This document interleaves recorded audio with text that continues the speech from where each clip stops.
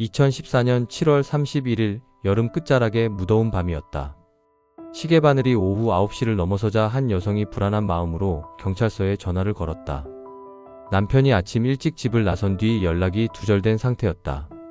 평소 같았다면 단순한 실종 신고로 처리되었을 사건이었지만 남편이 남긴 한마디가 상황을 급변시켰다.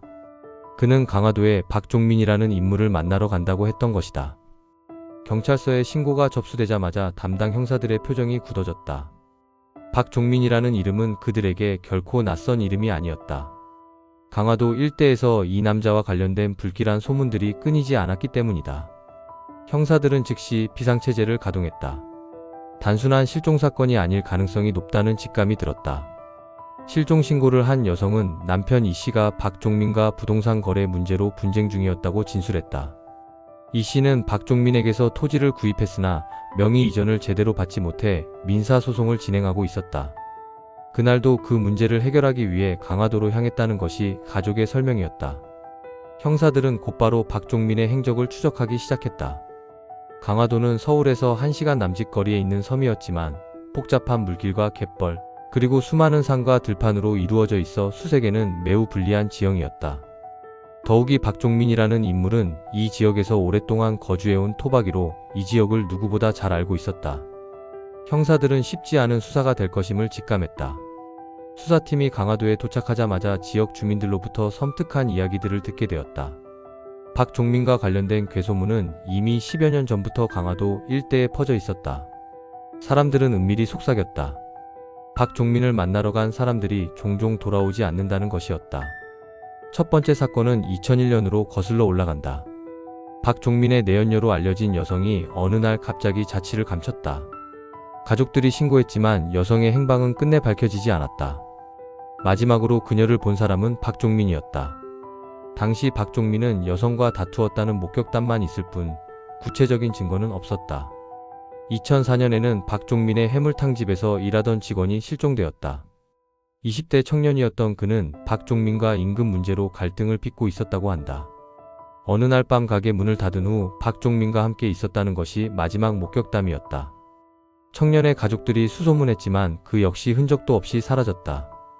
가장 최근인 2006년에는 박종민이 운영하던 펜션의 관리인이 의문사를 당했다.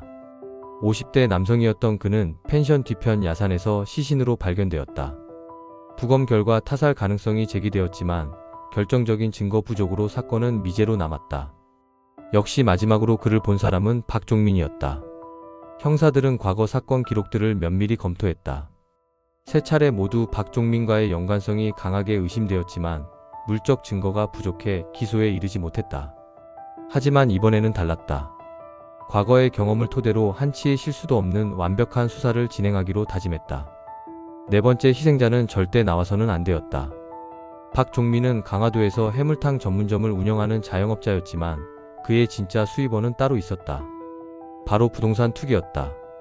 1990년대부터 강화도 일대의 토지를 사들이기 시작한 그는 2000년대 들어 부동산 가격이 오르자 본격적인 투기에 나섰다. 문제는 그의 거래 방식이었다. 박종민은 정상적인 부동산 거래보다는 각종 편법과 사기 수법을 동원했다. 가짜 계약서를 작성하거나 명의 이전을 약속해놓고 이행하지 않거나 보증금을 받아놓고 잠적하는 일이 빈번했다. 피해자들이 늘어나면서 그에 대한 원한도 깊어져 갔다. 실종된 이 씨 역시 박종민의 부동산 사기 피해자 중 한 명이었다. 이 씨는 2013년 박종민으로부터 강화도의 가게 토지 500평을 매입했다. 하지만 계약금과 중도금을 모두 지불했음에도 불구하고 박종민은 각종 핑계를 대며 명의 이전을 미뤘다. 이 씨는 결국 민사소송을 제기했고 법정 다툼이 계속되고 있던 상황이었다. 수사팀이 파악한 바에 따르면 박종민과 유사한 분쟁을 겪고 있는 피해자만 해도 수십 명에 달했다. 그중 상당수는 박종민에게 거액을 뜯긴 상태였다. 일부는 이미 포기하고 입을 다물었지만 이 씨처럼 끝까지 법적 대응을 하는 사람들도 있었다. 박종민에게는 이런 끈질긴 피해자들이 눈엣 가시 같은 존재였을 것이다. 형사들은 박종민의 경제적 상황도 면밀히 조사했다. 겉보기에는 해물탕집과 부동산 수입으로 넉넉해 보였지만 실상은 달랐다. 각종 민사소송에 휘말려 있었고 은행 대출도 상당한 수준이었다. 무엇보다 피해자들의 집단 소송이 본격화되면 그의 재산 상당 부분이 압류당할 위험에 처해 있었다. 절망적인 상황에서 극단적인 선택을 했을 가능성이 높았다. 수사팀은 실종 신고 다음 날인 8월 1일 아침 일찍 박종민을 상대로 첫 번째 조사에 나섰다.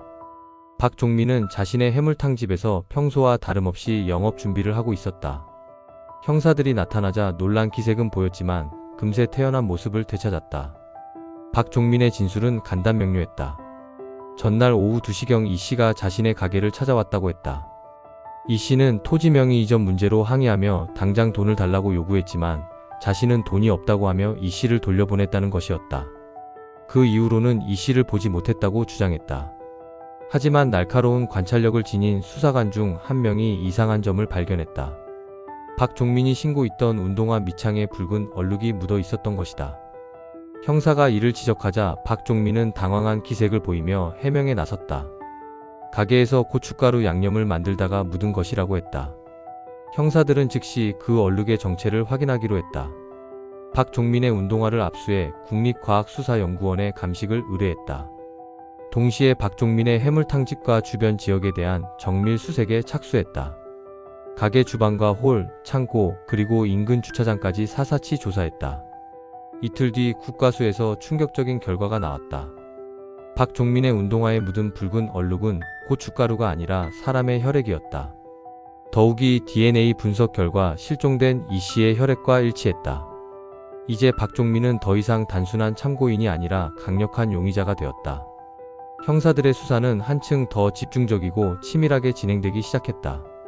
이 씨의 혈흔이 박종민의 신발에서 발견되면서 수사의 방향이 급변했다.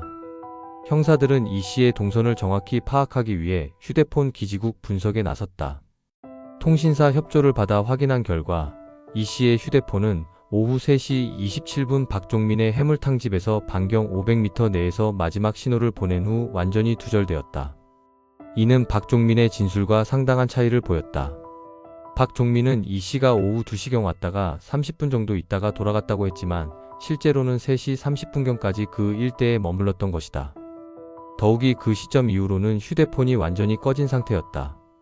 정상적으로 집에 돌아갔다면 이런 일은 일어날 수 없었다. 수사팀은 박종민의 가게 주변과 강화도 전체에 대한 대대적인 수색 작업에 착수했다. 경찰청 과학수사대와 강화군청, 그리고 민간 수색대까지 동원된 대규모 작업이었다. 이 씨의 소지품을 찾는 것이 우선 목표였다. 사흘째 되는 날 수색대원들이 박종민의 가게에서 1km 떨어진 야산에서 첫 번째 단서를 발견했다. 나무 덤불 사이에 이 씨의 지갑이 떨어져 있었던 것이다. 지갑 안에는 신분증과 신용카드들이 그대로 들어 있었다. 하지만 현금은 한 푼도 남아있지 않았다. 이어서 다른 지역에서도 이 씨의 소지품들이 계속 발견되었다. 자동차 열쇠는 가게에서 2km 떨어진 갯벌 근처에서, 시계는 야산 반대편 계곡에서 각각 발견되었다. 모든 소지품이 서로 다른 장소에 흩어져 있었다는 것은 누군가 의도적으로 증거를 인멸하려 했음을 시사했다. 하지만 정작 이 씨의 행방은 여전히 오리무중이었다. 이 씨의 소지품 발견에도 불구하고 본인의 행방은 여전히 미궁속이었다. 수사팀은 이 씨가 강화도에 어떻게 왔고 그의 차량은 어떻게 되었는지를 추적하기 시작했다. 강화대교와 초지대교의 모든 교통 CCTV를 분석한 결과 놀라운 사실이 드러났다. 8월 1일 오전 11시 30분 이 씨가 운전하는 차량이 강화대교를 통해 강화도로 진입하는 모습이 포착되었다. 차량 번호와 운전자의 체형, 복장 모두 이 씨와 일치했다. 하지만 문제는 그 다음이었다. 같은 날 오후 5시 42분 동일한 차량이 강화대교를 빠져나가는 CCTV 영상에서 운전자가 완전히 달랐던 것이다. 나가는 차량의 운전자는 이 씨보다 덩치가 작고 키도 작았다. 더욱이 옷차림도 완전히 달랐다. 수사팀은 즉시 이 차량의 행방을 추적했다. GPS와 각 지역 CCTV를 종합 분석한 결과 차량은 인천 부평구의 한 대형 아파트 단지 주차장에 버려져 있었다. 차량을 발견한 순간 수사팀은 결정적인 증거를 확보했다. 아파트 단지 진입로 CCTV에 차량에서 내리는 사람의 모습이 선명하게 찍혀 있었는데 그 인물은 다름 아닌 박종민이었다. 그는 차에서 내린 후 곧바로 아파트 단지 앞 버스 정류장으로 향했다. 교통카드 사용 내역을 확인한 결과 박종민은 그날 오후 6시 15분 부평에서 강화행 버스를 탔다. 버스 기사의 증언도 확보했다. 기사는 박종민을 기억하고 있었는데 평소와 달리 초조하고 불안한 모습이었다고 했다. 이제 박종민의 알리바이는 완전히 무너졌다. 그는 이 씨를 해친 후 시신을 어딘가에 숨기고 이 씨의 차량을 멀리 버린 것이 확실해 보였다. 박종민이 이 씨의 차량을 직접 운전해 부평까지 갔다 온 것이 확인되면서 수사의 초점은 이제 시신의 은닉 장소를 찾는 것으로 옮겨갔다. 형사들은 박종민의 그날 동선을 분 단위로 추적하기 시작했다. 특히 이 씨가 실종된 오후 3시 30분부터 차량이 강화도를 벗어난 오후 5시 42분 사이의 공백 시간에 주목했다. 수사팀은 박종민이 소유하고 있던 1톤 화물차의 행적도 면밀히 조사했다. 주변 CCTV와 목격자 진술을 종합한 결과 박종민은 그날 밤늦게 화물차를 몰고 여러 장소를 돌아다닌 것으로 확인되었다. 특히 이 씨의 소지품이 발견된 장소들과 정확히 일치하는 곳들을 순회했다는 것이 밝혀졌다. 이는 박종민이 시신을 은닉한 후 이 씨의 소지품들을 의도적으로 여러 곳에 분산 투기했음을 강하게 시사했다. 수사관들은 박종민의 심리를 분석했다. 소지품을 한 곳에 버리면 시신 위치를 짐작하게 될 위험이 있으니 일부러 여러 곳에 나누어 버려 수사를 교란하려 했을 것이라는 결론에 도달했다.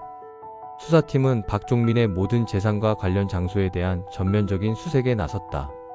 해물탕집은 물론이고 그가 소유한 토지들, 창고, 축사, 연못에 이르기까지 모든 곳을 뒤졌다. 중장비까지 동원해 땅을 파보기도 했다. 하지만 며칠에 걸친 대대적인 수색에도 불구하고 이 씨의 시신은 발견되지 않았다.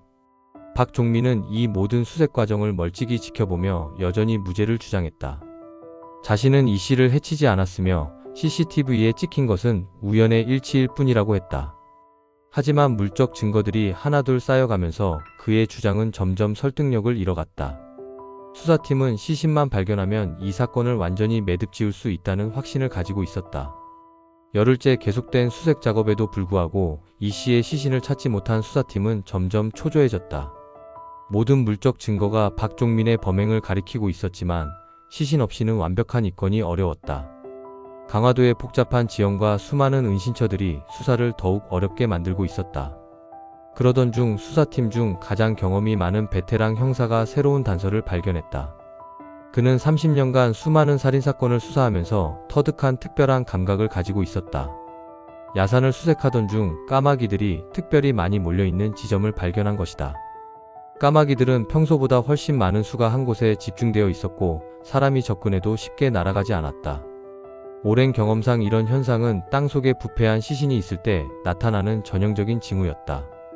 형사는 즉시 다른 수사관들을 불러 그 지역에 대한 정밀 수색을 지시했다. 문제의 지점은 박종민의 가게에서 약 3km 떨어진 야산 중턱이었다. 겉보기에는 평범한 잡목이 우거진 곳이었지만 자세히 보니 최근에 땅을 판 흔적이 있었다. 수사팀은 조심스럽게 그 지역을 발굴하기 시작했다. 삽으로 50cm 정도 파내려 가자 강한 악취가 올라왔다. 이어서 검은 비닐 포장지에 쌓인 무언가가 나타났다. 비닐을 조심스럽게 제거하자 심하게 부패된 시신이 드러났다.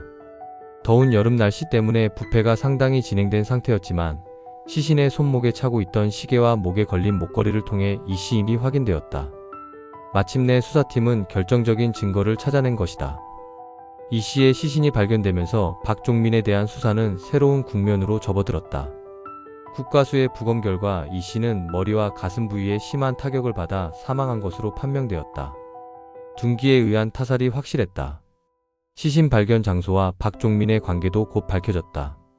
그 야산은 박종민이 20년 전부터 알고 지내던 지인의 소유지였다. 하지만 결정적인 증거들이 속속 드러났음에도 불구하고 박종민은 여전히 범행을 부인했다. 그는 자신이 이 씨를 죽이지 않았다고 완강히 주장했다. 신발에 묻은 혈흔, CCTV 영상, 시신 발견 등 모든 것이 우연의 일치이거나 누명을 쓴 것이라고 했다. 심지어 시신이 발견된 야산에 대해서도 자신은 그곳에 간 적이 없다고 잡아떼었다. 수사 과정에서 박종민의 교활한 면모도 드러났다.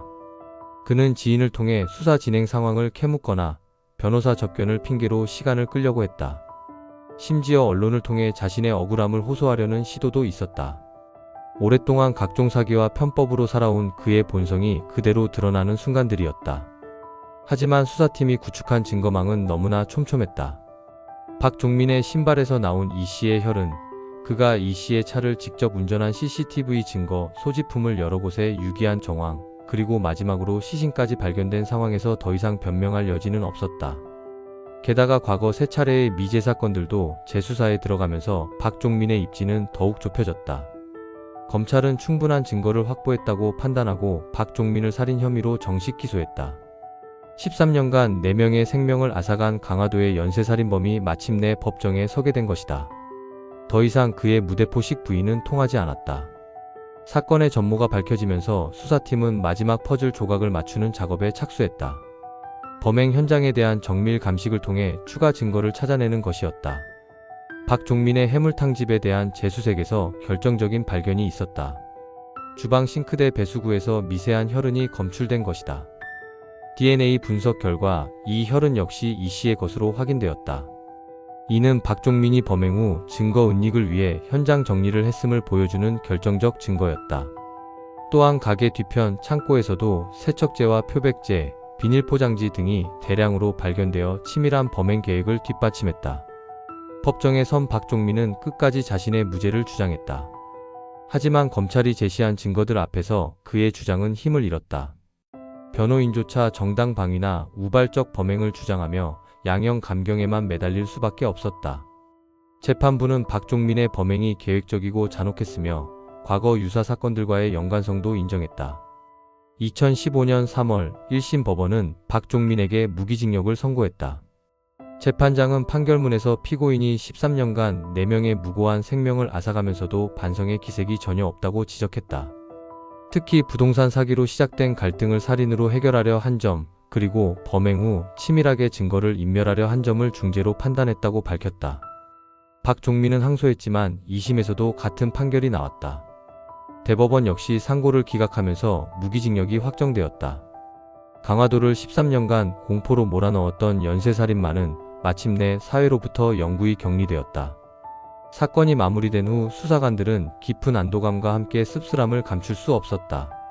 만약 첫 번째 사건이 일어났을 때 더 철저히 수사했다면 그 후에 3명은 목숨을 잃지 않았을지도 모른다는 아쉬움이 남았다. 하지만 이번 사건을 통해 축적된 수사 기법과 경험은 향후 유사 사건 해결에 큰 도움이 될 것이었다. 강화도 주민들에게 박종민이라는 이름은 이제 과거의 악몽이 되었다. 오랫동안 그들을 괴롭혔던 괴소문은 비로소 완전한 마침표를 찍었다. 더 이상 누구도 박종민을 만나러 갔다가 돌아오지 않을 일은 없었다. 강화도의 평화로운 일상이 다시 시작된 것이다.